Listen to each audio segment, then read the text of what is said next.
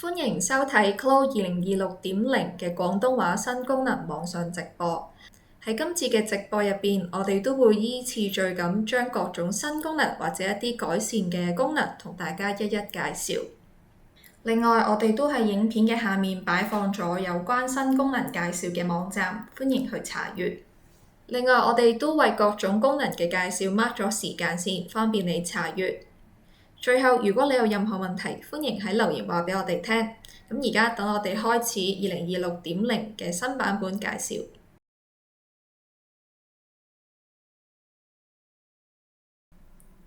首先，等我哋先由 Key Features 去為大家做介紹。第一個重要嘅更新呢，就係直接可以喺 Avatar 上面畫草圖啦。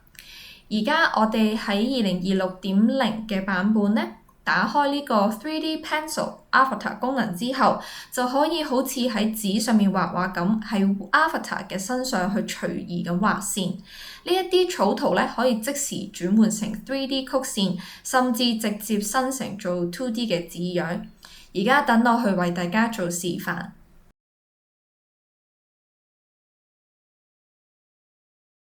首先，我哋開一個新嘅檔案，然後開定一個 Avatar 喺入邊。喺左手邊嘅 3D 工具欄呢，會揾到 3D Pen Avatar， 然後我哋長撳呢一個圖示就會揾到子選單下面有嘅 3D Pencil Avatar 工具啦。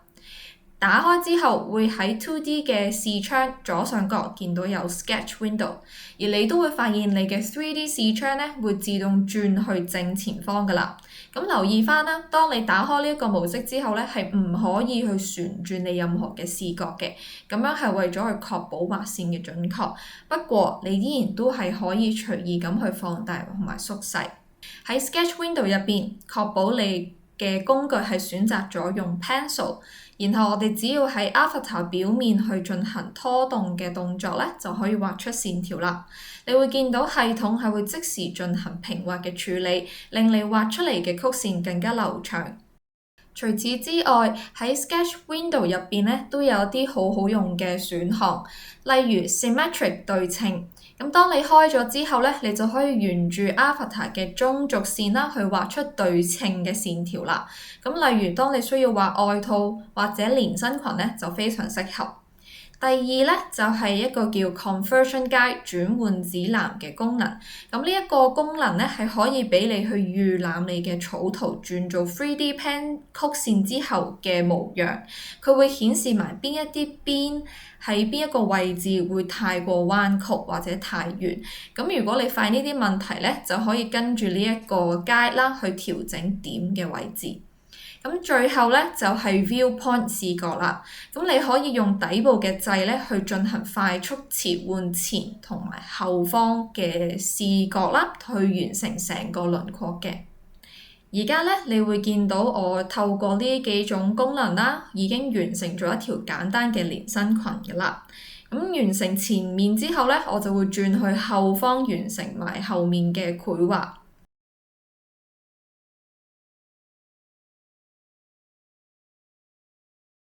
如果需要修改你嘅草圖咧，喺 Sketch Window 入邊可以揾到擦膠嘅 icon 啦。選擇之後，你可以去調整擦膠嘅大細，然後你就會見到有兩個圓圈咁樣嘅 icon 啦，直接喺想你要修改嘅線去拖動就得㗎啦。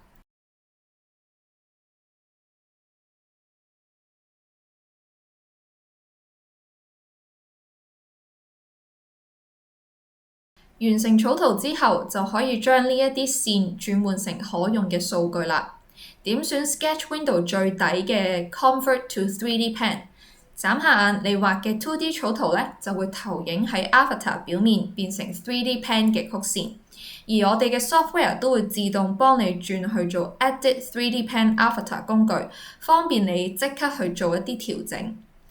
如果你畫嘅線由前面連到去後面，喺轉換嗰陣，佢哋自動合併為一條連續嘅 3D 線嘅話咧，而家你只需要揀選返呢一啲線啦，再用 Flatten 嘅工具，就可以直接去生成埋帶有車縫位嘅 2D 紙樣啦。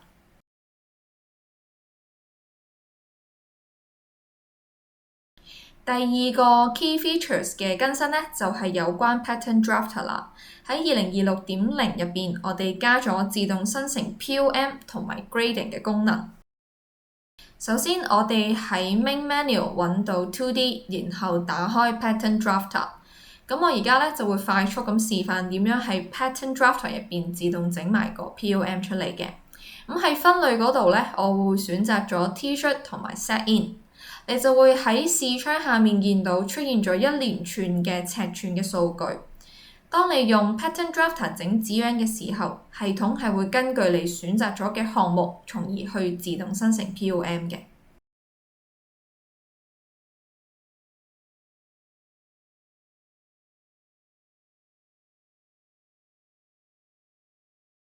而家你會見到 2D Window 入邊嘅紙樣呢，已經根據頭先嘅 list 自動標好晒所有 POM 啦。咁當你點擊 Object Browser 入邊 POM 嘅視窗啦，就可以 check 翻晒所有生成咗嘅數值。如果想要去更改 POM，就可以喺 2D 嘅工具欄選擇 Edit POM， 直接喺 2D 嘅視窗點擊嗰條 POM 嘅線，就可以去更改數值啦。除咗呢一個方法去改數值之外呢， Object Browser 同埋 Pattern Drafter 入邊嘅數值都會即時更新到。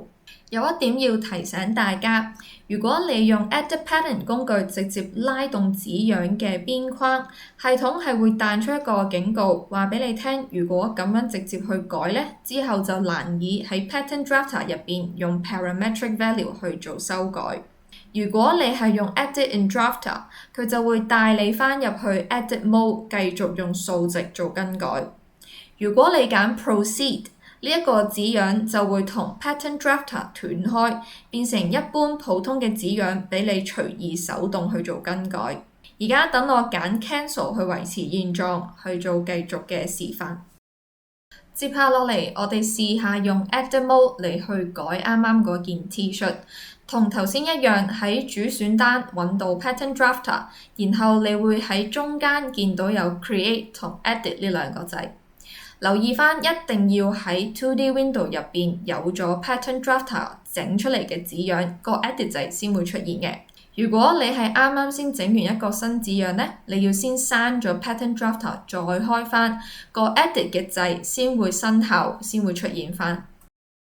入到 Edit Mode， 所有啟動咗嘅尺寸會喺 2D 紙樣上面顯示到，而呢一啲紙樣呢都會變咗做 Ghost 咁嘅形態。你會見到頭先用 Edit POM 工具改嘅頸闊位呢已經更新咗，套用咗喺上面啦。除咗去改數值，你仲可以去加減尺寸嘅項目。我會加埋後幅嘅項目去襯返前幅，再執一執大細。改完之後，你會見到右下角有兩個掣，撳 Update 嘅話呢，就會直接改落原本嗰份紙樣上面嘅。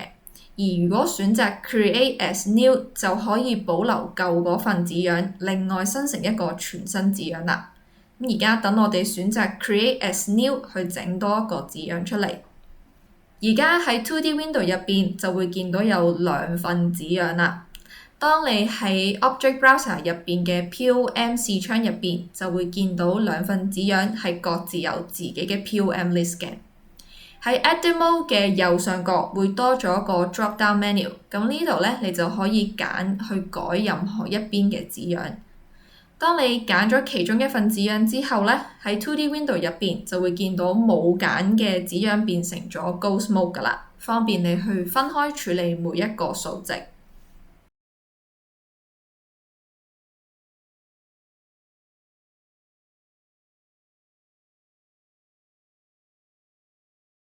最後等我講下點樣喺 Pattern Drafter 入邊做 Auto Grading 啦。喺右上角揾 Add Grading 嘅 icon， 喺彈出嚟嘅 Size Table 入邊撳加號就可以去增加你想要嘅 size 尺寸啦。你可以 double click 去改名去 rename 嘅。如果你撳住某個 size 嚟加呢個加號嘅話呢，佢就會喺上面增加個新嘅尺寸，方便你由中間嘅 size 去由上下咁去發展。設定好晒之後呢，就揀返邊一個 base size 基本碼啦，然後撳 OK。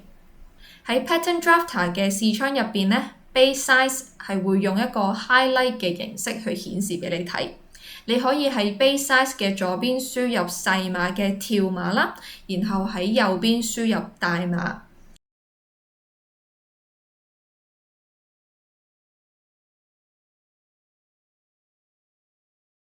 完成之後就可以撳底部嗰個 update 嘅按鈕啦。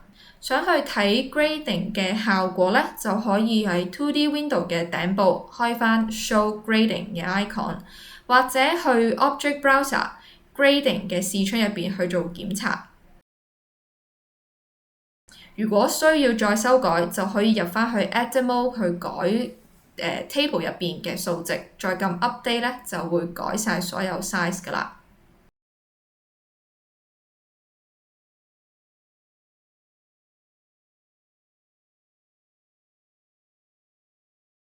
下一個 Key Features 嘅更新呢，就係關於 String Map 嘅改良啦。喺之前呢，我哋有啲用家覺得 String Map 顯示出嚟嘅視覺資訊同實際結果好有落差。咁喺新嘅版本，我哋就改良咗呢一點。系統係會考慮埋每塊布料獨特嘅物理屬性，令到你可以更直覺、更輕鬆咁去 check 到布料實際拉伸咗有幾多。咁我而家用一啲實際嘅例子去為大家解釋一下。第一個示範嘅檔案呢，係用咗兩款嘅布料，中間嘅紙樣係用咗牛仔布，而兩側就用咗 jersey。而家我哋打開 String Map， 首先我哋先睇下 Global Mode， 同以前一樣，呢一個模式係根據一個固定嘅標準值去顯示所有布料嘅絕對應變。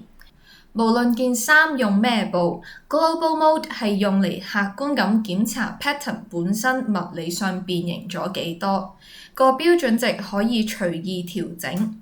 畫面會將佢分成8個區段嚟視覺化。當你輸入最大值，系統會自動計埋中間嘅數值。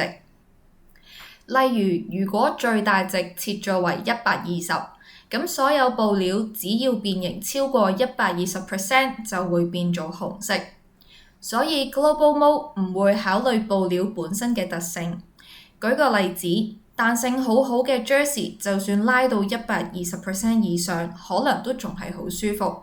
但係 Global Mode 佢呢一到120就會變做紅色，令你分唔出布料之間最大拉伸限度嘅分別。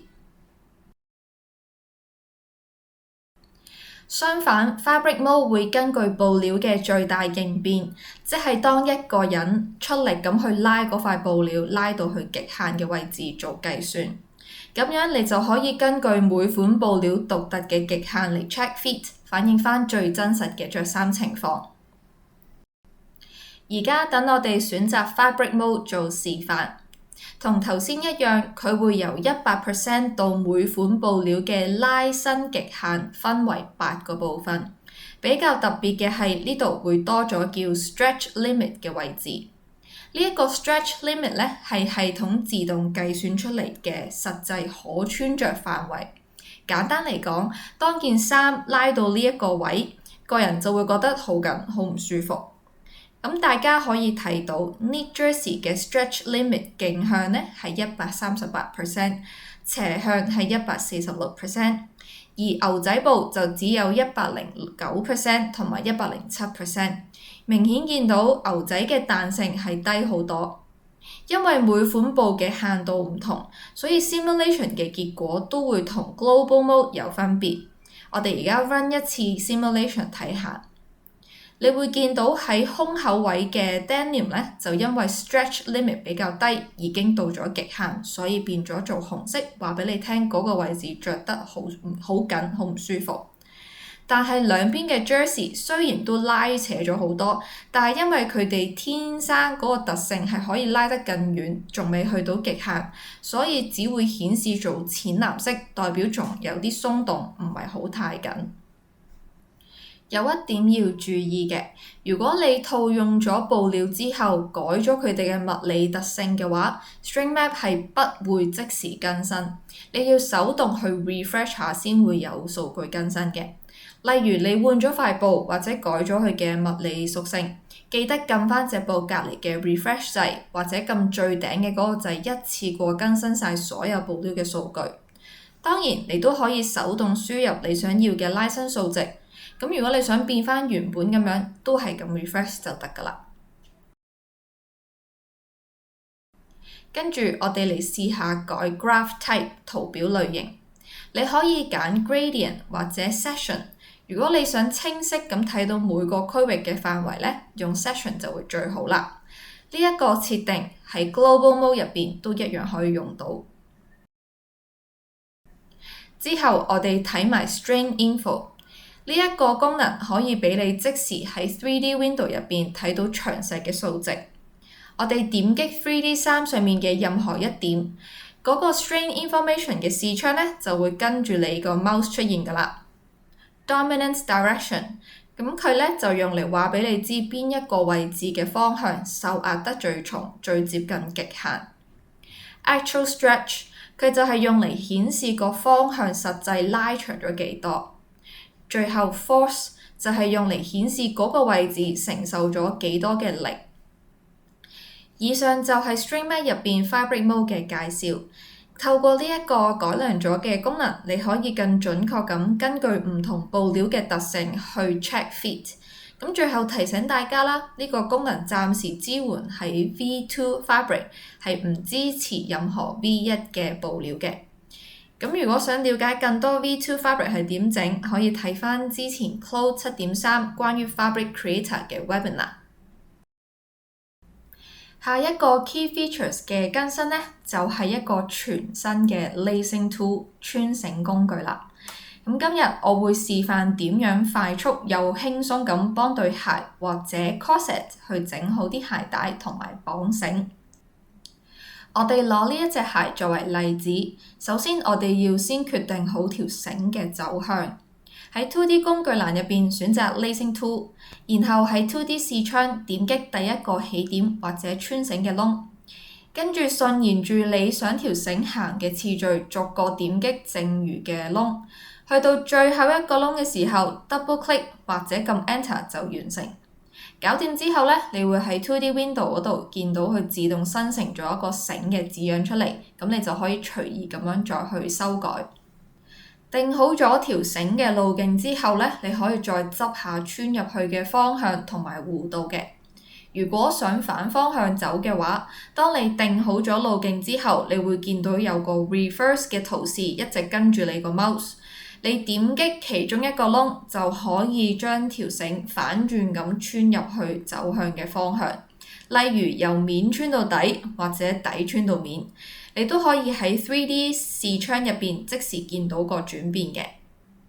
如果想更改弧度嘅話呢，就可以用 Curvature 嘅畫槓嚟去調整條繩拱起身嘅程度啦。拉高嘅弧度可以防止條繩同周邊嘅紙樣產生碰撞，令到成個 simulation 過程更加穩定。呢一條繩本身係一個普通嘅紙樣，你可以好似平時咁喺 Property Editor 嗰度去改佢嘅厚度啦、物料啦同埋物理屬性嘅。當製作好似鞋呢一類咁多層又紮得咁緊嘅物件嘅時候，除咗靠去執佢嘅弧度之外呢，仲可能需要一啲額外嘅步驟先可以令你嘅 simulation 更加穩定。咁呢度有兩個主要嘅 tips 可以俾到大家。第一就係有關塗層嘅管理啦。咁如果個鞋脷同鞋帶之間個位太窄嘅話呢，可以喺 run simulation 之前將鞋帶以外所有嘅紙樣呢，全部都凍結 freeze 晒佢。咁跟住當你揀鞋脷紙樣嘅時候呢，可以喺 Property Editor 嗰度將佢 layer 嘅數值設為做-1，咁樣就可以有效咁防止一啲弧度調整解決唔到嘅碰撞問題啦。第二個 tips 呢，就係有關成個整體 simulation 嘅設定嘅。咁例如當你需要將條帶紮到好實嘅時候，你可以喺 3D Window 嘅背景去右鍵，然後選擇 Simulation Properties， 將呢一個 Avoidance Stiffness 嘅數值加到為0.1。Avoidance Stiffness 嘅意思呢，就係代表維持呢個額外碰撞厚度嘅力量。當你加大呢一個數值，可以確保條繩就算扯得好緊，都唔會由呢一個窿入邊彈出嚟。最後，當你 run simulation 之前，可以將鞋帶嘅呢個指樣變做 strengthen， 將佢加強。咁等佢硬淨啲先開始 simulate 呢，就可以有一個更穩定嘅效果啦。咁我以上所分享嘅 tips 呢，其實係主要針對鞋帶呢一類比較複雜有多層紙樣嘅一啲建議嚟嘅。咁如果你係做緊一啲比較簡單嘅衫，其實直接用呢一個 Lacing Tools 工具呢，就已經好完美㗎啦。咁大家就視乎你所製作嘅項目啦，而去做一個彈性嘅處理。下一個 key features 嘅更新呢，就係喺2026.0，我哋有全新嘅功能 gluing。喺以前嘅版本，如果你想喺件衫加個 pocket 或者加衫嘅 label 嘅話，你一定要用車縫線或者 tag 嚟去固定佢哋。而家有咗 glue 嘅工具，你可以直接將成份紙樣或者一啲指定嘅區域搽上呢個膠水，等兩個紙樣就可以完美咁黐埋一齊啦。咁其實 gluing 嘅功能呢，最初係為咗支援一啲係冇車縫線嘅製作而開發嘅。咁呢一個技術通常喺製作鞋嘅時候非常常用。咁因為咁啦，當你處理服裝嘅時候呢，有啲嘅操作可能會同平時唔同。咁但係放心，我哋會持續去優化呢一個工具嘅。咁等佢可以喺服裝啦，或者鞋同袋等所有類別都通用。咁而家等我去實際解釋一下操作方法。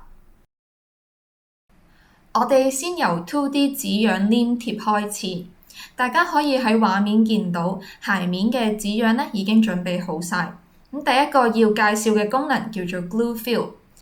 喺 2D 工具欄入邊揾到 Glue Fill 呢一個工具，會自動感應紙樣嘅外框或者任何 internal shape， 幫你快速去定義好需要黏貼嘅範圍。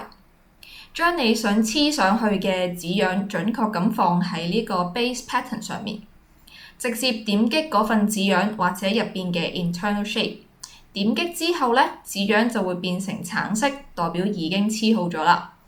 黐好之後，就算你去再移動呢一份紙樣呢，嗰個黏貼嘅狀態都仲會喺度嘅。而喺 3D 視窗嘅操作呢，都係一樣嘅。只要將嗰份紙樣放喺 base pattern 嘅面或者底部，然後用 glue fill 點一下就完成㗎啦。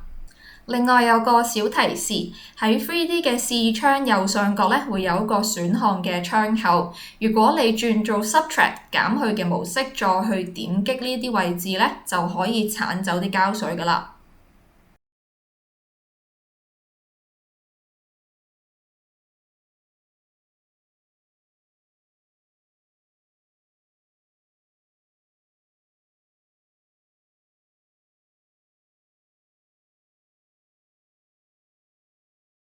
跟住落嚟，我哋睇埋 Glue Brush 膠水刷嘅功能。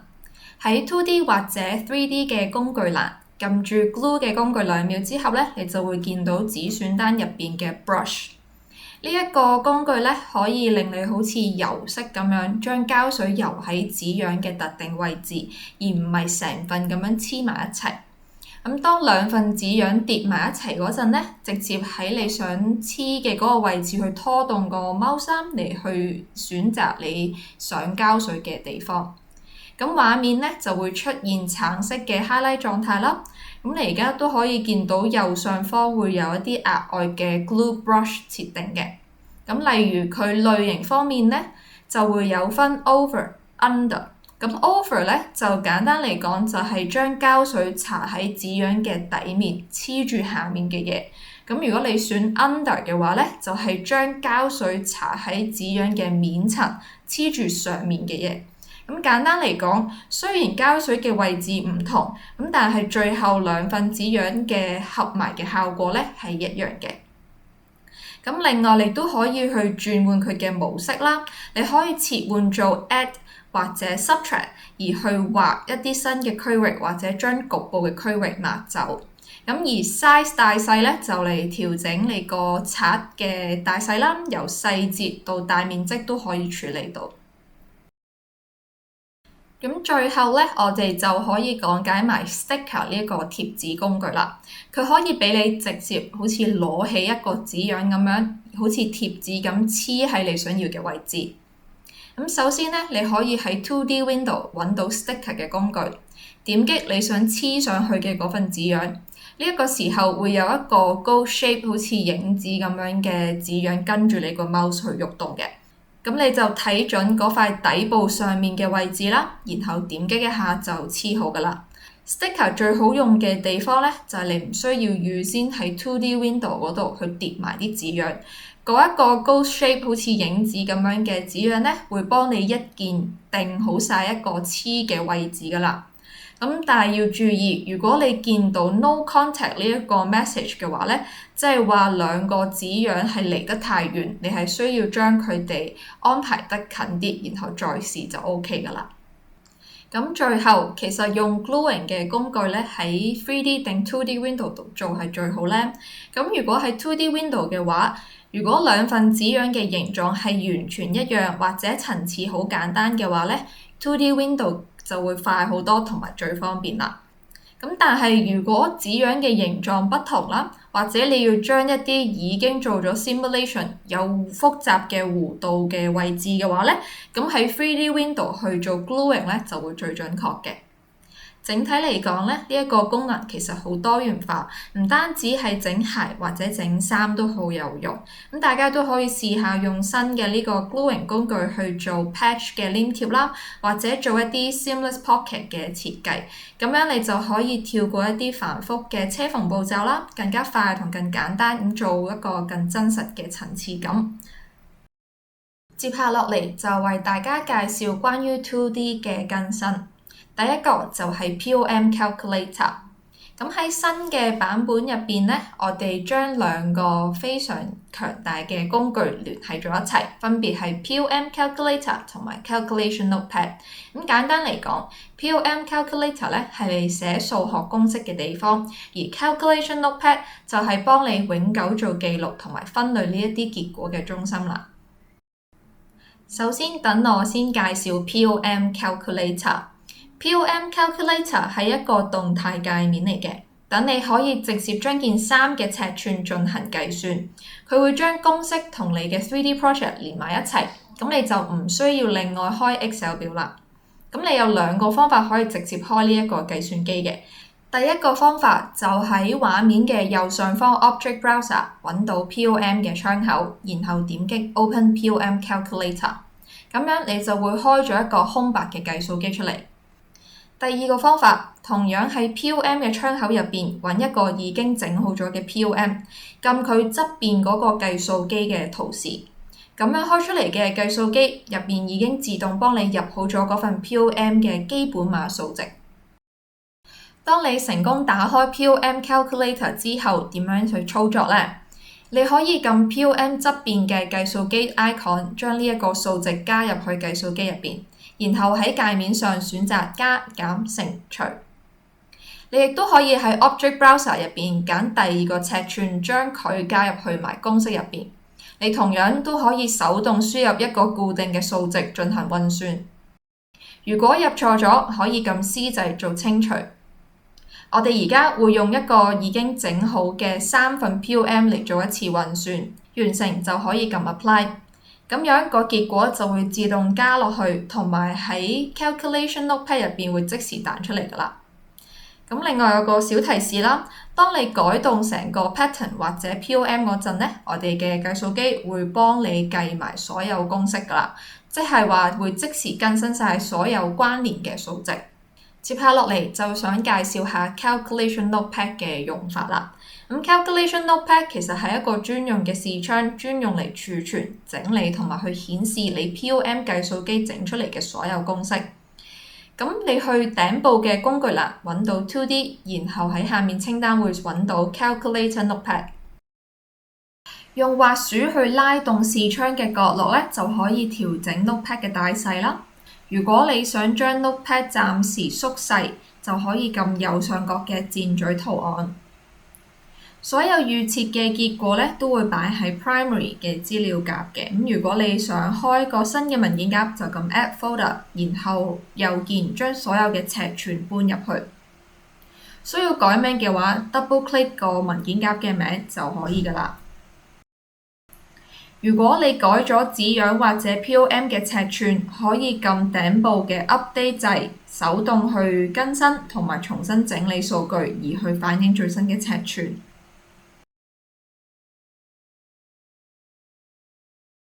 想轉返做 POM 嘅話，就可以撳特定嘅運算結果隔離嘅 POM 圖示，可以將呢一個計出嚟嘅數值加返入去 Object Browser 嘅 POM 窗口入邊，做一個新嘅 POM。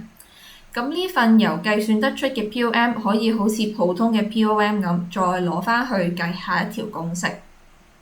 如果想睇 Grading 放碼，就可以撳 Grading 嘅按鈕啦。你就會見到呢一個尺寸喺唔同嘅 size，例如 M、L、XL 入邊嘅總數。想刪除嘅話，撳垃圾桶嘅圖示就可以刪除呢一個運算㗎啦。但係放心，喺呢一度刪除任何嘅嘢咧，係唔會影響到 Object Browser 入邊嗰份 POM 嘅。下一個有關 2D 嘅更新咧，就係我哋將 Steam 呢一個熨斗工具更新咗啦。喺以前嘅版本，如果你想將紙樣做局部縮放咧，可以用 Steam 去做呢個效果。但係萬一你嘅操作縮得多咗，就只能不斷咁 undo， 冇辦法好精準咁攞走一啲已經整好咗嘅效果。我哋新嘅版本咧，就可以俾你更靈活咁去用 Steam Brush 啦。唔單止可以加，仲可以好精準咁去減或者移除一啲已經躺平嘅效果。而家我哋睇下實際嘅操作方法。首先，我哋喺 2D 嘅工具欄入邊揾到 Steam 嘅 icon。打開呢一個工具之後咧，2D 視窗入邊所有嘅紙樣都會顯示為一個 mesh 網格嘅形狀。同時左上角都會彈出一個 Steam Brush 嘅設定窗口。喺呢一個窗口入邊咧，你會見到有新加嘅 Mode 嘅選擇。呢一個咧就係今次2026.0嘅重點啦。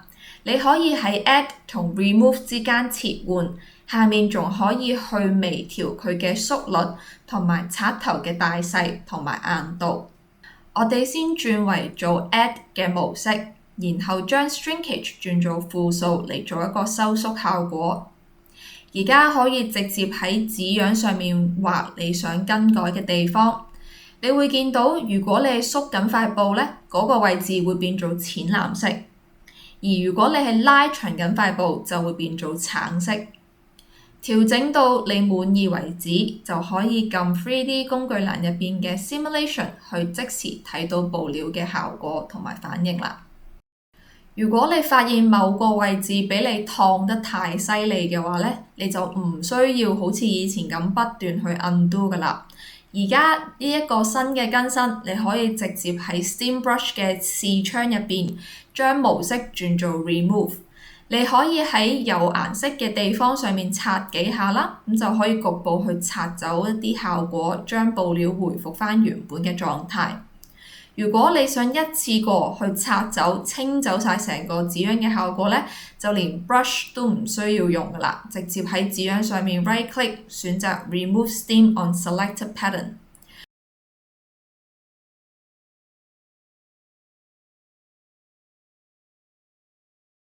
如果想一次過 reset 晒所有紙樣，就選擇 remove all steam 就完成㗎啦。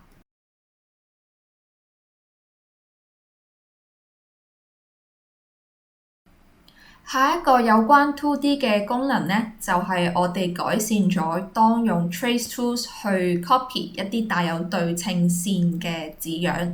咁而家可以睇下我快速嘅示範。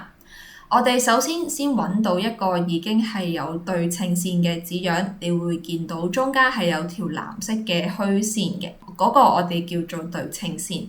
然後喺 2D 嘅工具欄揾到 Trace Tools，然後將你嘅滑鼠移去紙樣嗰度，你就可以同時咁去選取對稱線兩邊嘅 baseline、internal line 或者 pattern outline。撳住 Shift 掣，你就可以一次過揀晒紙樣兩邊嘅線。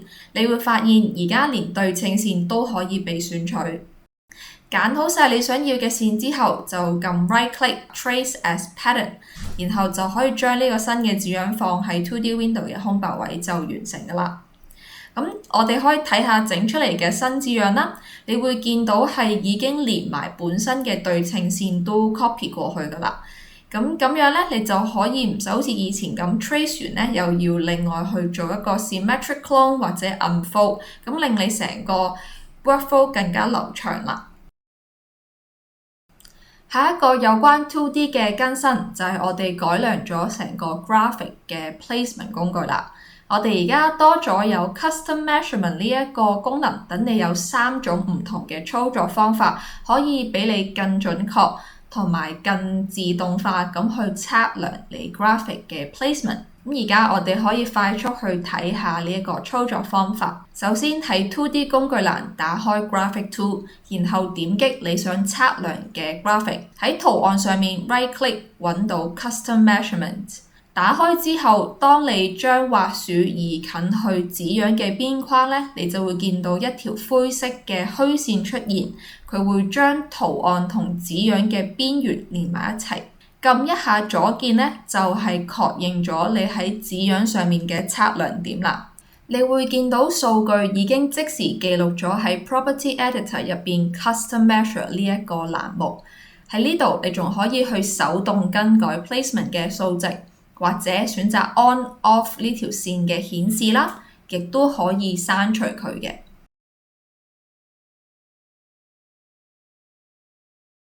第二個嘅使用方法就係可以去鎖定圖案嘅輪廓，即係 Graphic Outline。同樣，我哋都係打開 Graphic Tool， 然後點擊圖案，右鍵揾到 Custom Measurements。今次我哋就直接喺 Graphic 上面嘅 Outline 嘅輪廓上面撳一下左鍵，你會見到一條紫色嘅線延伸到去紙樣嘅邊框嘅。咁當你將滑鼠喺紙樣邊框喐動嘅時候呢，個角度同埋長度都會即時更新。喺紙樣上面撳一下左鍵嚟做一個定點，你會見到紫色線即時變咗做實線呢，就代表定點成功啦。你可以喺 Property Editor 嗰度即時見到數據，同樣都可以喺嗰度做一個微調去修改 X 軸或者 Y 軸嘅數值。第三個嘅操作方法就係可以自定義呢一個測量點。如果你想由 graphic 入邊嘅某一個位置開始做量度，而唔係 graphic 嘅外框做量度嘅話呢，你就可以打開呢一個 Shift 掣 shortcut 啦。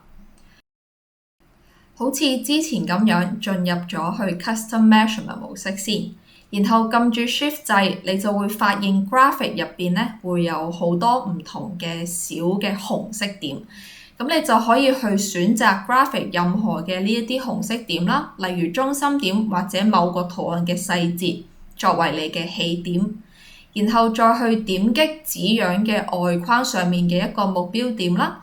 咁樣你就可以由 graphic 任何嘅一個位置作為坐標，然後開始去記錄位置啦。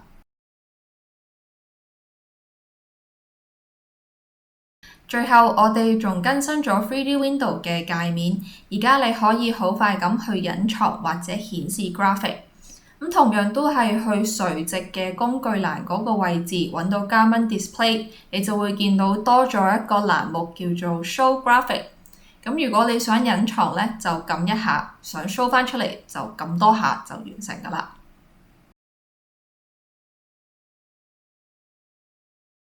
接下落嚟就係有關 grading 嘅一啲改善。而家喺2026.0嘅版本入邊，我哋可以同步並且不規則咁樣去做放碼。而家等我做一個快速嘅示範。首先喺 2D Window 嘅工具欄入邊揾到 Edit Grading， 然後喺指引上面點擊你想調整嘅放碼偏差值嘅點啦，或者線段。選擇之後，你會喺右邊 Property Editor 嘅底部見到呢一個 Grading 嘅表格已經打開咗。而家你會見到喺新嘅版本入邊呢 Grading 嘅呢一啲項目呢，可以支持到 Multi-Selection 嘅方法啦。如果你撳住 Shift 掣，然後點擊第一同最後一格呢，就可以一次過 highlight 晒中間所有嘅項目啦。如果你撳住 Control 掣 ，Mac 用家咧就撳住 Command 掣嘅話咧，咁你就可以去做一個跳格嘅選取。你亦都可以撳住你嘅左鍵去框選呢一啲項目，咁樣都可以更加快同直觀去選取你要更改嘅欄目。選擇好晒你想更改嘅欄目之後咧，撳住 Shift 掣或者 Control 掣，然後喺最後一格上面 Double Click。呢個時候會彈出一個輸入窗口，俾你一次過去修改所選中嘅範圍。你只需要輸入想要嘅放碼數值啦，然後撳 Enter， 咁所有 data 咧就會一次過更新。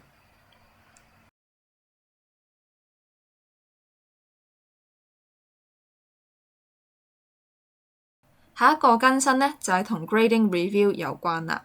咁喺平時 Grading Review 嘅模式入邊，我哋會將唔同 size 嘅 Avatar 平排啦，方便我哋一眼去做對比。咁而用嚟調整 Avatar 同你嘅 3D Garment 之間嘅距離呢，就叫做 Distance X。以前嘅 Distance X 呢，係由 Avatar 嘅中心點開始去做計算。但係咧，咁樣會產生一個問題，當碼數越大嘅話咧，Avatar 同件衫之間嘅體積就會增加，結果越大嘅碼數嘅衫就會靠得越近個 Avatar， 甚至同隔離嗰件會疊埋一齊。相信大家以前都有經歷過，成日要手動去調整個間距先解決到呢一個問題。咁所以咧，針對呢一個問題，我哋喺新嘅版本就有改善啦。首先，我已經準備咗6個唔同 size 嘅 Avatar， 仲有做晒全部 grading 放碼嘅 T-shirt。然後我哋喺頂部揾到 Production， 然後打開 Grading Review。想一次過睇晒所有碼數咧，就可以喺左手邊工具欄選擇第二個圖示，切換到全景模式。而家所有 size 都排喺同一個畫面，喺右下角你會見到有 Distance X 嘅選單，呢一個位置就係用嚟設定 Avatar 同件衫之間個間距嘅位置啦。以前嘅版本 Distance X 係由 Avatar 嘅中軸線開始計，但係新版本入邊佢係根據 Bounding Box 嚟做計算嘅，即係以 Avatar 連埋件衫嘅最外圍嘅邊緣作為一個基準。我哋而家將 Distance X 嘅數值設為0。換作係以前，如果係一啲大碼咧，好容易就已經同隔離件 XL 疊埋一齊啦。但係睇下而家，就算係大碼嘅 size， 每一個尺寸之間會根據最外圍嘅邊緣咧，去精準地保持住0嘅距離，完全冇重疊。總結嚟講，而家無論 Avatar 嘅體積幾大咧，你都唔需要再去手動去調整 Avatar 之間嘅嗰個距離啦。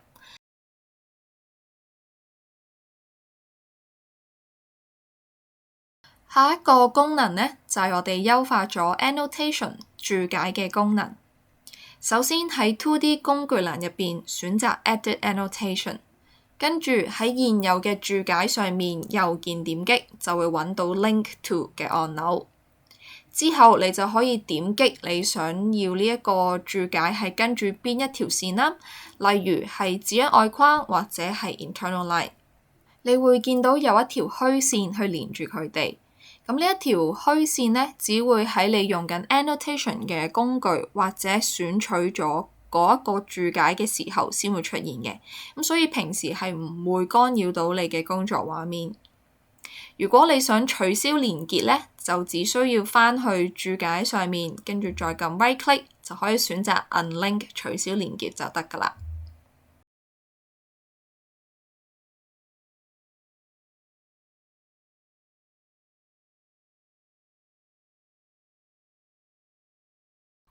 喺2026.0版本入面，而家可以直接喺 Clo 裏面查看 Nerves Curve Line， 並將佢哋轉換為 3D Pen Lines。我哋會一步一步由喺 Nerves 建模軟件建立 Curve Line 開始，到喺 Clo 進行編輯，最後生成 Patterns 去說明呢一個功能。首先喺 3D Window 左上角嘅 Avatar Display Toggle Bar 度開啟 Show Curve Line， 就可以查看陣間導入嚟嘅線條。我哋喺 Rhinos 呢類型嘅建模軟件度幫件 Object 畫好 Curve Line 之後，將件 Object Export， 然後再 Import 嚟 Clo。 你可以見到呢啲 Curve Line 會跟住件 Object 一齊被 Import 入嚟。喺條 Curve Line 上面 Right Click， 你會見到 Convert to 3D Pen Avatar 嘅選項已經被啟用。利用呢個功能，你可以將 Curve Line 直接轉變為 3D Pen Lines。 轉換好之後，如果你開啟咗 Show Wireframe， 就可以見到 3D Pen Line 會以綠色嘅線條顯示。我哋而家用同樣嘅方法，將其餘嘅 Curve Line 都轉換晒做 3D Pen Line。 由於 Curve Points 係唔會自動連接嘅，所以我哋需要人手將佢哋合併。但如果啲 Points 夠接近嘅話，佢哋就會自動合併。我哋而家會將剩餘嘅 Points 都進行合併。對於一啲彎曲得比較厲害嘅 3D Pen Line， 我哋可以選擇 Snap to Mesh Edge， 令線條可以貼合埋 Mesh 嘅邊界。當所有嘅 Points 都 merge 好之後，我哋就可以進行 Flatten。Flatten 完成之後，你可以見到 Pattern 已經會順住 Curve Line 生成。同時呢啲 Flatten 咗嘅 Pattern 會自動縫埋一齊。如果有需要嘅話，你亦可以手動調整 Sewing Line。利用呢個新功能，大家可以更準確、更有效咁樣基於 Nerves 嘅 Object 轉化為 Pattern， 大大咁樣提升咗你嘅工作流暢度。喺新嘅版本入面，我哋新增咗一個 Pressure Map Smoothing 嘅功能。呢個功能可以優化衫褲同其他物件，包括凳、鞋或者 Avatar 嘅緊密接觸時嘅視覺清晰度，令壓力分佈顯示得更加精確。首先喺 Fit Properties 打開 Pressure， 你可以見到呢度新增咗 Smoothing 嘅選項。喺之前嘅版本，呢個功能係預設開啟並且冇得關閉嘅，但喺2026.0嘅版本入面，你就可以根據需要自由選擇 on 或者 off， 好似呢幅圖顯示咁。當 smoothing 喺 on 嘅時候，系統會以漸變色嘅方式嚟顯示過渡段。呢個亦都表示，當功能開啟嘅時候，就算有啲位置稍微超出咗設定嘅 range value， 佢哋都會以顏色嚟顯示出嚟。我哋先將功能 turn off， 然後將 range 嘅數值設定為 0.1， 再運行 simulation。透過咁樣做，你可以見到得返嗰啲喺 0.1 壓力範圍內嘅接觸點先至會顯示顏色。跟住我哋打返開呢個功能，你就會留意到，除咗目標之外，周邊相關嘅區域都會以漸變色顯示，令受壓嘅影響範圍更加容易視覺化。下一項功能係關於 Fit Property 嘅 saving。而家你可以直接將 Fit Property 儲存喺 SetPRJ file 入面。呢個更新可以令到整個團隊喺協作嘅時候更加容易保持精準嘅標準同埋一致性。首先喺 3D Window 左側嘅 Toggle Bar 打開 Fit Map， 並且選擇 Shrink Map。雖然呢個更新適用於所有嘅 Fit Map， 但今日嘅 demo 入面，我哋就會以 Shrink Map 作為例子。喺 Setting Window 度，我哋試下將 Range 調整至 140%， 然後開啟 Simulation。你會見到 3D Window 嘅顏色會即時更新，反映你自定義嘅數值水平。而家只要簡單咁去 File， 點擊 Save As， 然後選擇 Project， 所有呢啲自定義嘅 criteria 就已經直接嵌入咗喺呢個檔案入面。下次你再開啟呢個 Project File 嘅時候，你會發現 Shrink Map 嘅顯示方式同你上次儲存嗰陣係完全一樣嘅。另外，我哋嘅平台 Closet 亦都支援查看 Shrink Map， 呢啲數據可以完美同步去 Closet 上面。當你將呢個檔案 upload 上去之後，平台上面嘅 View Setting 都可以同你喺 Clo 入面做嘅自定義設定完全吻合。喺2026.0版本入面，你可以享受到喺檔案入面完全同步 Fit Data 嘅便利，同時亦都可以喺 Closet 上面保持視覺一致性，更加方便管理同埋分享你哋嘅 Fit Standards。喺2026.0版本入面 ，String、Threads 同埋 Fit Map 而家可以直接喺 2D Window 嘅 Pattern 上面顯示。呢個更新令大家喺分析壓力分佈嗰陣，可以更加直觀咁對應翻 Pattern 嘅位置。等我哋睇下一個實際嘅例子。首先去到 3D Window 左側嘅 Toggle Bar Menu，打開 Fit Map 嘅選項，然後選擇 Stress Map。一旦開啟咗，我哋可以喺 3D 加文上面見到唔同嘅顏色，代表住布料正在受到唔同程度嘅壓力。與此同時，你可以觀察到喺 2D Window 入面，呢啲壓力分佈同時亦都反映喺 Pattern 上面。如果你切換去 Shrink Map 或者 Fit Map，相應嘅數據亦都會喺 3D 同 2D Window 同步即時更新。透過呢個功能，你可以非常準確咁喺 2D Pattern 上面定位出邊度嘅拉扯或者壓力比較厲害，令你更加輕鬆咁判斷出邊一個位置係需要去修改。接下落嚟嘅呢個功能幫助我哋防止以前縮放版片嘅時候會出現嘅變形同偏移。而家喺2026.0嘅版本入面，縮放版片嘅同時會保留咗喺 Avatar 上面嘅 3D Drape 同埋位置，幫你省卻咗重新進行 simulation 時繁瑣嘅步驟同需要嘅時間。首先，使用 Transform Pattern Tools 嚟選取你想要縮放嘅 pattern， 拖動對角線嘅手柄向內或者向外進行等比例嘅縮放。你會見到 3D Window 會同步更新 3D 加文嘅縮放，亦都會同時維持住喺原本 Avatar 上面已經模擬好嘅形狀同埋比例。呢個功能係專門為咗 Multi Pattern 嘅縮放而優化嘅。有一點要提醒大家，呢項 Maintain 3D 加文嘅優化功能，只會喺同時對 Multi Pattern 進行對角線等比縮放嘅時候先至會被啟動。如果你淨係縮放單一嘅版片，或者進行非等比嘅縮放，譬如淨係調整高度或者闊度，系統就會維持翻以前嘅處理方式。縮放 pattern 嘅同時，系統亦都會好聰明咁處理服裝上面嘅 trims， 好似 button 呢類 object-based trim， 佢哋會保持原有嘅大細，但係會移動咗去正確嘅位置。至於依附喺 pattern 邊緣嘅 line-based trim， 譬如係 zipper、binding 或者 piping， 佢哋嘅長度就會自動縮放去迎合翻新嘅 pattern size。如果你正處理緊一套幾層嘅 full look，你可以選取成套衫，然之後按等比例放大。就算縮放嘅比例有好大嘅變動，Garment Layer 依然會保持喺相對嘅位置同埋原有嘅 draped silhouette， 而且唔會發生碰撞。喺新版本當中，我哋喺 3D Window 嘅 Toggle Bar 底端加入咗 Isolate Selection， 呢個功能可以即時隱藏晒你冇選取嘅所有物件。等你可以清晰咁查看特定嘅 patterns、trims 或者 avatar 嘅部位，對於處理多個 layer 嘅複雜設計嚟講特別有用。而家編輯多層次嘅穿搭就會變得更加簡單。譬如你想編輯呢件着住喺 blouse 入面嘅背心，你唔再需要用手動去隱藏出邊嗰層嘅衫，只要喺 2D Window 或者 3D Window 選取件背心嘅 pattern pieces， 跟住點擊 3D Toggle Bar 入面嘅 Isolate Selection Icon，或者直接用快捷鍵 Shift 加 I， 你就可以見到 3D Window 而家淨係顯示你選取咗嘅部分，令你可以完全集中處理內部嘅衣物，唔受任何嘅視覺干擾。你可以即時檢查或者更改上面嘅 graphic 類型，進行縮放同埋調整位置，確保效果滿意之後先至還原成套衫。要記住 Isolate Selection 只會喺你啟動嗰下捕捉選取嘅物件。如果你之後再點擊其他嘢，個視覺效果係唔會自動更新嘅。想顯示翻晒所有嘢出嚟，只需要再次點擊 Isolate Selection 嘅 icon 或者撳 Shift 加 I 就可以啦。呢個工具只會影響 3D Window 嘅顯示效果，唔會改變最終影像嘅 render。Isolate Selection 同樣可以用喺 trim 上面，譬如選取 buttons 之後啟動功能，你就可以喺冇衣物遮擋嘅情況之下進行各種自定義嘅調整。有咗呢項功能之後，你就唔需要再反覆手動隱藏或者顯示個別嘅物件，善用 Isolate Selection 嚟移走遮擋你視線嘅東西，集中喺最重要嘅細節上面。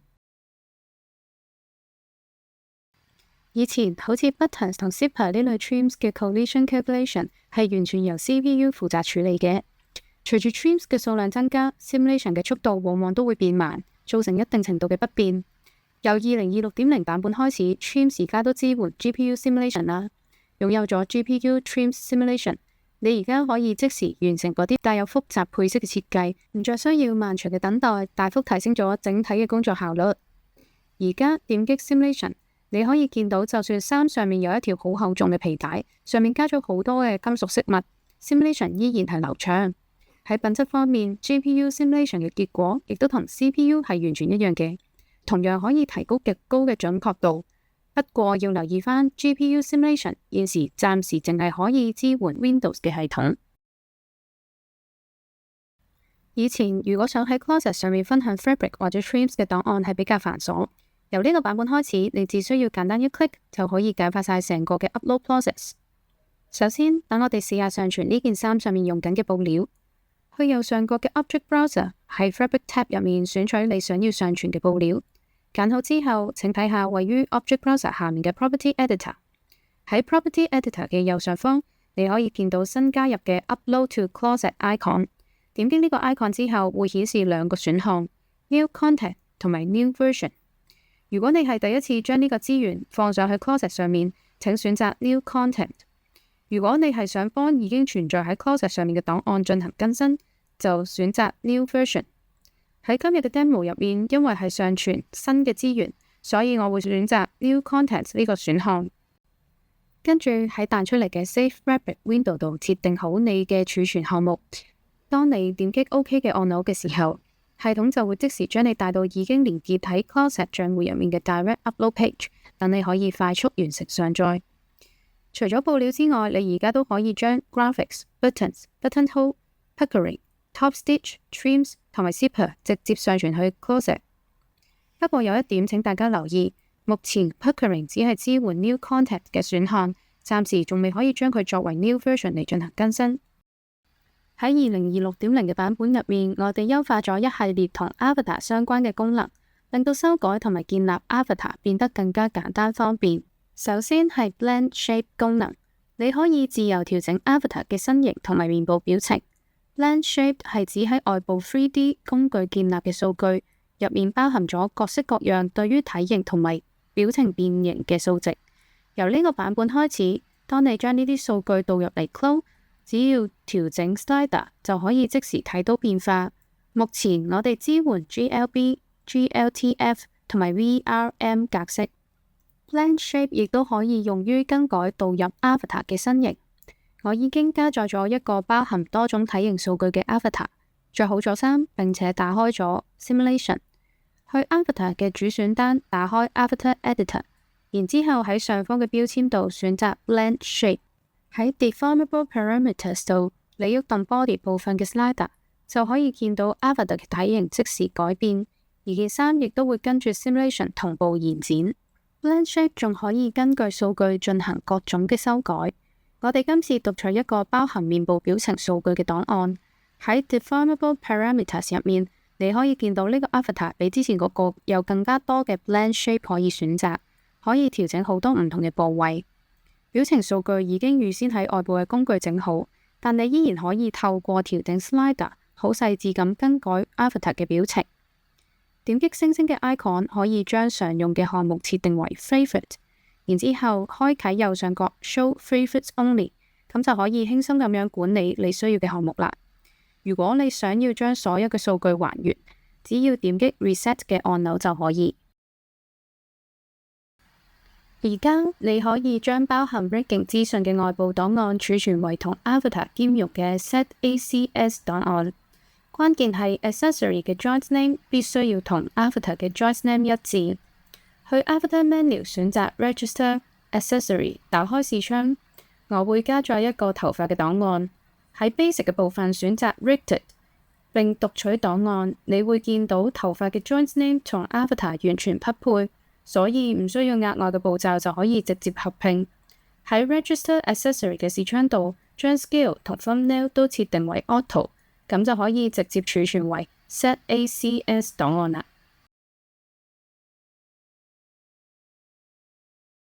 我哋仲新增咗 Toons Material Type， 令你嘅衫同 Avatar 望落去好似 2D 嘅漫畫風格。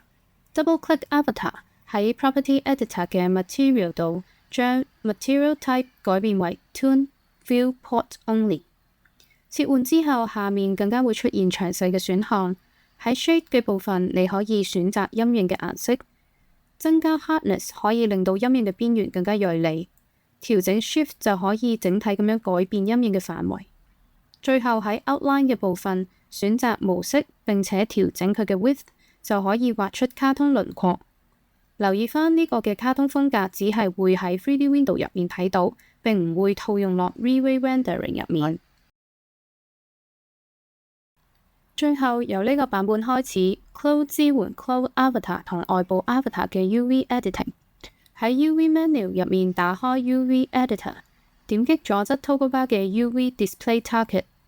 如果你選擇 Show All Objects， 你就可以查看目前喺 3D Window 入面所有 Avatar 或者係 Garments 嘅 UV。就算畫面好複雜，你都可以精準咁樣揀選出你想要嘅元素進行排布。以上就係令 Avatar 工作流程變得更加簡單嘅各項優化。我哋優化咗開啟 CFIT file 嘅時候可以選取唔同嘅材質同埋屬性呢個功能。除此之外，而家你仲可以透過簡單一 click 即時對調布料正反面嘅 texture。喺之前嘅版本入面，如果你想要揀特定嘅材質或者屬性嚟載入，需要一邊撳住 Control Key， 一邊將布料 drag and drop 入嚟個 Object Window 度。而喺2020.0嘅版本入面，我哋優化咗呢個體驗，令到 workflow 更加流暢。首先喺 Object Browser 度選取布料，然後點擊 Property Editor 入面嘅 Open Fabric， 喺彈出嚟嘅 Windows 入面選擇 Open Select Material， 喺 Folder 度揀好你想用嘅 CFIT file， 然之後撳 Open。喺 Open Fabric 嘅 Pop-up Window 度，你可以自由咁選擇係咪需要載入布料嘅正面、背面或者側面嘅 Selected Materials 或者 Physical Property。例如，你可以取消勾選 Back Texture 呢個選項，淨係套用 Front Texture。點擊 OK 之後，你就可以喺 3D Window 度即時見到效果。開啟 Simulation 仲可以觀察到 Physical Properties 嘅變化。跟住落嚟，我哋會睇下點樣快速咁樣對調正反面嘅 texture。喺 Property Editor 嘅右側，你可以揾到一個 Swap Front and Back Material 嘅按鈕，只需要 Left Click 一下， 3D Window 就會即時更新，顯示正反面嘅 texture 已經被對調之後嘅結果。如果你切換到 Back Tab 並且勾選咗 Use Same Materials as Front， 你會發現 Swap Front and Back Material 嘅按鈕就會自動消失。只要你取消勾選，呢個按鈕就會重新出現。喺新版本入面，我哋優化咗 Neat Swatch Editor 嘅用戶界面，等大家可以更加專注喺 Neat Swatch Design 嘅流程上面。喺之前嘅版本，當你處理自定義嘅 Neat Swatch 嗰陣，好似 Yarn Thickness、Well per Inch、Coarse per Inch 同埋 Fabric Thickness 呢類型嘅屬性都會直接顯示喺 Property Editor 入面俾大家編輯。而喺最新更新嘅界面入面，呢啲嘅特定選項已經從 Property Editor 嘅主佈局入面移走咗。如果想修改呢啲嘅數值，我哋需要入去 Neat Swatch Editor 入面進行。透過將呢啲嘅 Parameters 移走， Property Editor 而家會變得更加簡潔。詳細嘅 Neat Parameters 就會統一咗喺 Neat Swatch Editor 入面進行管理。另外，如果想重新調整 Neat Swatch 嘅大細，Reset Swatch Repeat 嘅功能而家位於 Editor 嘅右側。喺 Resize Behavior 方面，你而家可以喺調整完 Wells 同埋 Coarse 嘅數量之後，點擊 Set Swatch Repeat 嚟重新調整 Swatch Repeat 區域嘅大細。最重要嘅係，你原先整好咗嘅 Stitch Design 會喺呢個過程入面完全被保留落嚟。除此之外，如果你想重新咁樣創作你嘅設計，喺視窗嘅左下角新增咗一個 Reset 嘅 button。點擊 Reset， 網格入面所有嘅 Stitches 就會還原返預設嘅 Front Stitch， 方便你可以重新開始設計你嘅圖案。除咗頭先提及過嘅優化之外，喺2026.0嘅版本，我哋亦都將 Undo 同 Redo 嘅功能擴展到 Neat Swatch Editor 入面，令到整個編輯嘅過程都更加靈活同埋高效。你可以透過上方嘅 Main Menu 去 Edit、Undo 或者 Redo 去執行呢個指令。或者撳住 Ctrl+C 去 Undo、Ctrl+Y 去 Redo。你可以利用呢啲嘅快捷鍵去返去之前嘅狀態，或者恢復頭先做過嘅變動，令到你喺創作嘅過程更加得心應手。我哋而家已經支援 Custom Zippertif 啦，呢項更新等你可以將自己建模嘅 OBJ 檔案變為 Zippertif， 令設計嘅細節更加豐富。首先，我哋需要將自定義嘅 Zippertif OBJ 調整至合適嘅大細同埋位置，請根據現實嘅尺寸去調整 Zippertif 嘅 size。至於位置方面，要確保兩粒 separative 交疊嘅位置正正喺坐標原點000嘅中心。我哋可以透過 copy 同埋 mirror paste 嚟檢查兩粒 separative 重疊喺一齊嗰陣嘅對齊情況。檢查完之後，刪除其中一粒嘅 separative，淨係 export 單粒嘅 OBJ 檔案就得啦。呢個會係你用嚟做自定義資源嘅檔案。去到 Files， 選擇 Export 為 OBJ， 記得喺點擊 OK 之前要勾選 Thick 呢個選項。跟住喺 Object Browser 入面選取條拉鏈。除咗喺 Object Browser 度操作，你亦都可以去到 Main Menu 選擇 Material UV， 然後點擊 Register OBJ 嚟打開視窗，或者你選取咗拉鏈之後，直接喺下方嘅 Property Editor 揾返 TIFF 呢個部分，點擊右側嘅加號嚟註冊你嘅 Custom Separative。當 Window 彈出嚟之後，輸入 Separative 嘅名稱，並且載入頭先準備好嘅 OBJ。你喺嗰度就可以即時見到個 preview， 記得要適當地調整佢嘅 vertical spacing， 設定好晒之後點擊 OK， 你嘅 custom separative 就搞掂啦。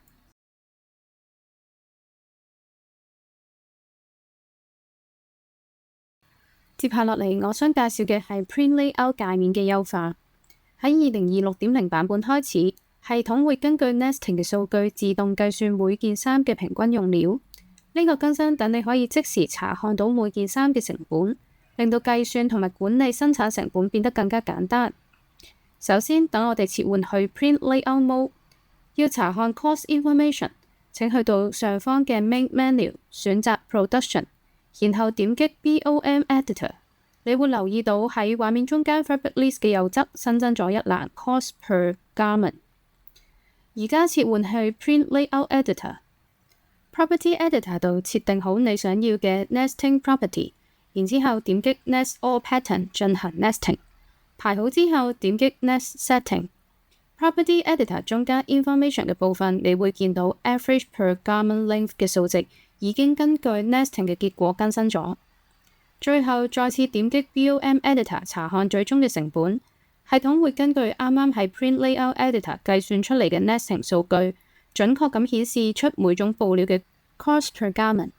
呢項優化將排料嘅數據同成本計算直接掛鈎，等大家喺設計階段就更加可以精確咁樣掌握到生產嘅預算。另外，而家當你將 Grain Direction 設定做 two-way 或者 four-way 進行 nesting 嘅時候，而家你可以確保同一個 bundle， 即係同一個尺寸嘅所有板片都保持同一個方向。呢個都係全靠咗我哋新增咗 One Bundle One Direction 嘅設定。首先點擊 Nest Setting Icon， 今次我哋會試下用 Graded Pattern 嚟做 nesting。喺 Property Editor 度點擊 Select Grading， 並設定好 Number of Garments， 跟住喺下面嘅 Grain Direction 更改為 Two-way 或者 Four-way。你會見到原本係灰色嘅 One Bundle One Direction 選項已經變返做 Active 嘅狀態。點擊框框將呢個功能 Turn On。而家點擊 Nest All Patterns 進行 nesting， 喺左側嘅 Garment Display Toggle Bar 度開啟 Show Grading Random Color， 然後喺 Information Display 度開啟 Show Grade Line， 睇下個結果。你而家就會見到整體嘅 nesting 雖然都係遵循住 two-way 嘅 Grain Direction， 但所有屬於同一個 bundle 或者同一個 size 嘅板片都會以一致統一嘅方式嚟進行 nesting。由 2026.0 版本開始，你而家可以為 nesting 選擇特定嘅參考線，無論係 Pattern Outline、Seam Allowance 定係 Baseline。喺 Pattern Editor 入面點擊 Nest Setting， 喺 Property Editor 度你可以見到 nesting 下面新增咗一個 Preference Outline 嘅選單。等我哋逐一對比下使用 Pattern Outline、Seam Allowance 同埋 Baseline 嘅結果。首先，我選擇 Pattern Outline 作為 Preference Outline。然後點擊 Nest All Pattern，Nesting 淨係會根據 Pattern 嘅 outline 嚟進行，唔會將 Seam Allowance 計算喺入面。跟住選擇 Seam Allowance， 並且再次點擊 Nest All Pattern。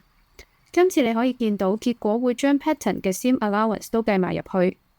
如果個 Seam Allowance 係直接喺 Code 入面建立，系統就會預設幫你套用咗呢個選項，令到 Workflow 更加快捷方便。最後，等我哋用另一個檔案嚟睇下 Baseline 嘅選項。當你由 External 嘅 2D CAD 導入 DXF Pattern 嘅時候，有時候 Seam Allowance 會以 Baseline 嘅形式呈現。喺呢種情況之下，將 Preface Outline 設定為 Baseline， 就可以利用呢個特定嘅線條去進行 nesting。同頭先一樣，去到 Property Editor 嘅 Nest Setting 度，將 Preface Outline 改做 Baseline， 然之後點擊 Nest All Pattern， 你就會見到呢啲板片會根據佢嘅 Baseline 嚟進行 nesting 啦。呢個新嘅功能賦予咗俾大家更加大嘅靈活性，等你可以根據檔案嘅來源同埋生產需求，揀翻最適合嘅排料基準。你而家可以直接喺 Print Layout Editor 測量兩點之間嘅距離，令你更加快速咁檢查布料印花嘅尺寸或者 pattern 同 pattern 之間嘅間距。你可以點擊 Tape Measure Point to Point， 然之後點擊 pattern 嘅邊緣或者任何你想開始測量嘅特定點，然之後再點擊第二點。你可以見到兩點之間就會出現咗一條綠色虛線，並且根據你嘅特定單位顯示出精確嘅距離。如果你想取消選項，只要重新點擊 icon 或者直接喺鍵盤上面撳 Escape 掣就可以啦。以前喺 Print Layout Mode 入面旋轉板片係要透過特定嘅右鍵選單嚟選定角度，但係由呢個版本開始，你可以選取一件或者多件需要旋轉嘅板片，然後利用鍵盤上面嘅上下左右按鈕，就可以將佢達至旋轉嘅狀態。接下落嚟，我哋會講下 Animation Marker 呢個功能。呢個 marker 就好似喺 timeline 上面幫你加上 digital memo 一樣，幫你標記重要嘅時刻。首先，我哋要進入位於動畫底部嘅 Animation Editor， 留意翻 Timeline Ruler， 即係顯示 frame number 嘅區域。如果你想件衫、手袋或者其他軟性嘅產品喺特定嘅時間加個備註，只要喺 Timeline Ruler 上面 right click， 然後喺選單入面嘅 Marker Groups 點擊 Add， 隨後就會彈出一個嘅 Marker Window。喺呢度你可以幫 marker 改個名，例如 Start Here， 並設定精確嘅 frame number。點擊 OK 之後，你就會喺 timeline 度見到呢一個 marker。當你嘅 mouse cursor 停留喺呢個 marker 上面嗰陣，就會彈出頭先設定嘅 marker 同埋 frame position， 方便你快速參考。如果你想編輯個 marker， 你可以 right click 並且選擇 Edit， 或者直接 double click 個 marker 就得啦。透過直接拖動 marker， 你亦都可以調整佢喺 timeline 上面嘅 frame position。要進行 copy、paste 或者 delete， 你可以喺 marker 上面 right click 並進行相應嘅操作。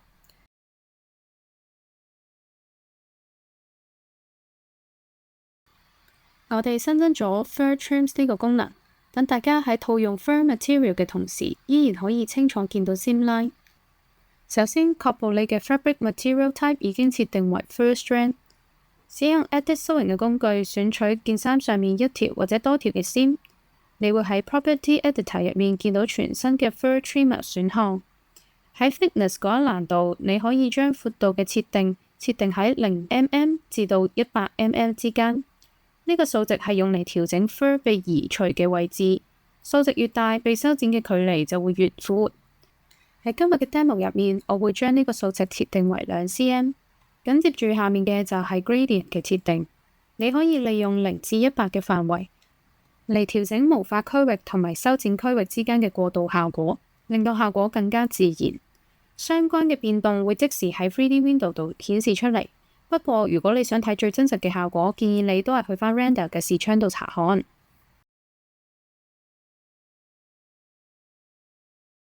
針對 Fur 同 Fur Strand 嘅材質，我哋仲有另一項重要嘅更新，就係 Maintain Graphic on Fur 嘅功能。喺之前嘅版本入面，當你使用上 Fur Material 嘅材質，加上 Graphic 嘅時候，啲毛通常會重疊並且遮住咗你嘅 Graphic， 導致喺 3D Window 甚至係 Render Window 上面都睇唔到個效果。而家如果你使用 Transform Graphic Tool 選取咗個 Graphic， 你會發現 Property Editor 入面新增咗 Fur Trimmer 呢個選項。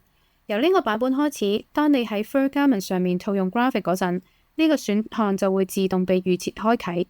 你亦都可以透過勾選框嚟自由開啟或者關閉呢個功能。當 Fur Trimmer 開啟咗之後，系統就會將圖案區域嘅毛髮修剪咗，等個 Graphic 喺 3D Window 同埋 Render Window 完全咁樣顯示翻出嚟。大家需要留意嘅係，根據 Fur 嘅形狀同埋 Parameters， 部分嘅長毛亦都係有機會會遮擋咗少少嗰個嘅圖案。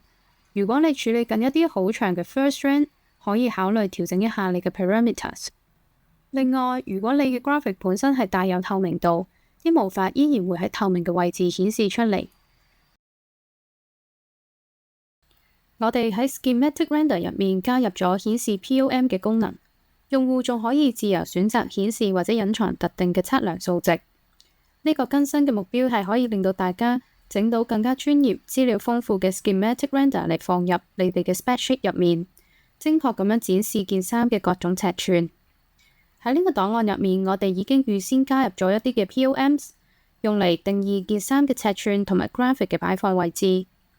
當你啟動 Schematic Render 嗰陣，你會見到而家多咗一個 2D Measurement 嘅選項。點擊側面嗰個眼仔，你就可以隨時顯示或者隱藏 2D Measurement。相應嘅 POM 測量數值亦都會直接喺線條隔離顯示出嚟。如果有需要，你仲可以更改測量線嘅顏色同埋佢嘅透明度，令到畫面更加符合你嘅視覺需求。雖然呢項設定預設係會顯示項目入面所有嘅 POMs， 但如果你想個畫面簡潔啲，只要去返 POM Table， 喺每個 POM 隔離都會揾到頭先提及過嘅眼仔，簡單咁樣點擊你想隱藏嘅項目，你就可以得到一個更加整潔同埋有條理嘅 Schematic Render 啦。喺以往嘅版本入面，當你係渲染一啲帶有反光材質，譬如話係金屬或者玻璃嘅影像嗰陣，如果你開啟咗 Ground Shadow 嘅選項， Ground Shadow 嘅 Environment Map 往往會出現咗喺物件嘅反射入面，從而影響咗視覺效果。喺 2026.0 嘅版本入面，我哋新增咗一個功能，可以將呢啲陰影喺反射入面剔除，同時依然保留地下上面嘅陰影。畫面入面呢個嘅 Avatar 係由玻璃製成，表面仲有一層類似金屬嘅塗層，產生咗好似鏡面一樣嘅反射效果。同時外套上面嘅 trims 亦都係金屬嘅材質，亦都係會反射光線嘅。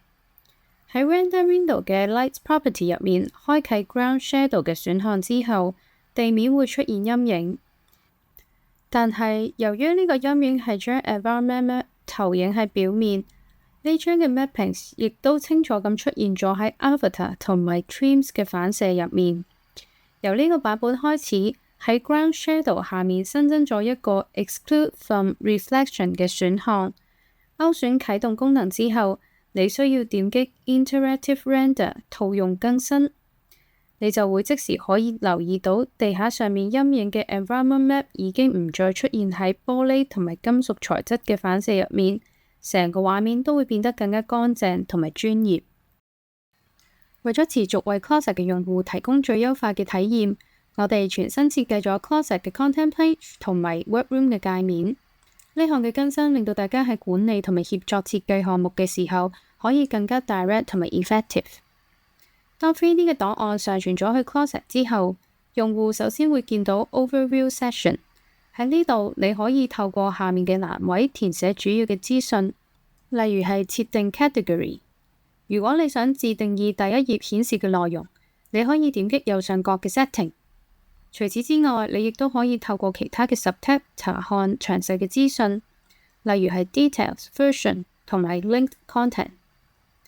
跟住落嚟係到 Viewer 嘅部分，我哋喺 3D Viewer 做出咗幾個重要嘅更新。點擊 Toggle Bar 嘅第一個選項，用戶而家可以直接喺 3D Live Viewer 入面使用 Close Quality Render。另外，點擊右上角嘅標籤，亦都可以睇到 Annotation 同埋 Colorway。點擊 Version Section， 亦都可以方便去管理 Version Update。BOM Section 亦都會根據你喺 Close 入面設定顯示 BOM。你可以喺 BOM Sheet 嘅 Section Right Click 嚟編輯數據。用戶亦都可以手動新增 Blank Row 去填寫上傳前未喺 Close 入面建立嘅新 BOM 項目。緊接住 BOM 隔離嘅就係 POM Section， 同上個部分一樣，佢係會根據 Close 入面嘅設定顯示 POM 嘅數據。喺 Attachment Section， 用戶可以上傳其他相關嘅參考文件。最後喺 Content Analysis 度會顯示呢個款式嘅 Creation Lead Time 分析。用戶而家可以點擊右上角嘅按鈕嚟進行 Permission Sharing 或者發布 Comment。喺 Comment 隔離，你仲可以查看 Activity Log。最後，用戶如果點擊你嘅 Profile Icon，你就可以將你嘅界面主題設定為 Dark Mode。如果你返返去 Workroom Level，點擊角落嘅 Information Preview 就可以即時預覽到相關嘅資訊。透過以上嘅呢啲更新，用戶喺進行設計開發嗰陣就可以享用到更加流暢嘅協作體驗啦。以上就係2026.0嘅新功能。多謝大家收聽今日嘅直播，希望呢啲嘅功能介紹亦都可以為你嘅 workflow 帶嚟一啲嘅便利。